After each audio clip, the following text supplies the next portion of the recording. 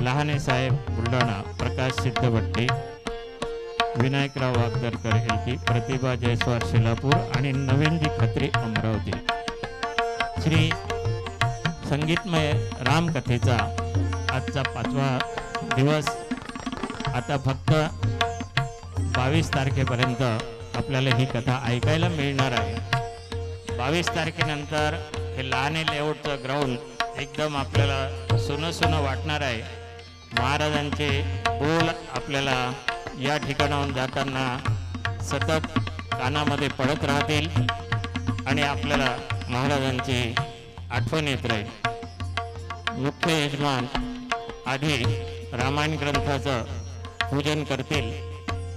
मुख्य यजमान रामायण ग्रंथाचं पूजन करतील, महाराजांचं पूजन करतील, हार अर्पण करतील।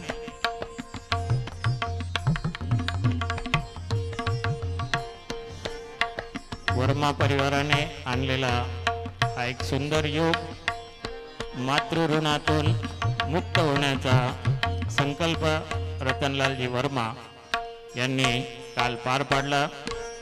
लड्डू तुला केली, साखर तुला पण केली आणि हा संपूर्ण प्रसादाचा वाटप काल भाविक भक्तांना करण्यात आलं।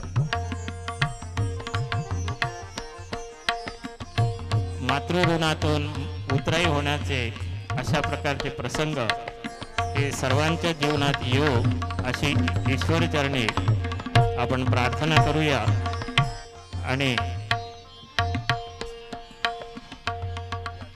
काल रामजानकी विवाहामध्ये जी झाकी सादर करण्यात आली होती, राष्ट्रीय पुरस्कार प्राप्त निलेश मन्ने, पांढुर्णा, मध्य प्रदेश यांनी झाकी सादर केली होती।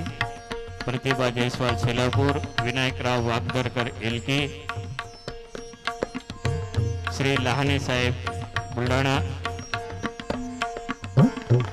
नवीनजी खत्री अमरावती, प्रकाश सिद्धभट्टी जे दररोज रांगोळी काढतात, समोर चांगले कलाकार आहे, राष्ट्रीय स्तरापर्यंत त्यांच्या रांगोळ्या या प्रसिद्ध झालेल्या आहेत, महाराजांचं स्वागत करत आहेत।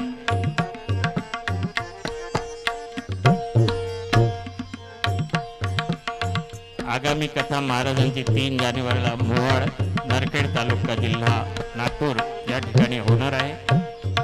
कालच्या कार्यक्रमामध्ये, कालच्या रामकथेमध्ये महाराजांनी आपल्याला जी महत्वाची सूत्र हम सबको कल महाराज ने दिए हैं, उसमें कहा था कि ज्ञानेंद्रिय ठीक हो तो भगवत प्राप्ति हो सकती है।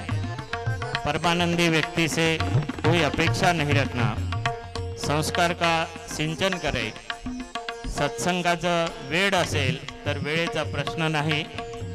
रामकथा मनुष्य जन्म में भवसागर से पार कराती है। मानस पढ़ेंगे तो मैनेजमेंट अपने आप आएगा। रात को जल्दी सोकर सुबह जल्दी उठे तो स्वास्थ्य और मन ठीक होगा। और कल लड्डू तुला बहुत ही सुचारू रूप से संपन्न हुई।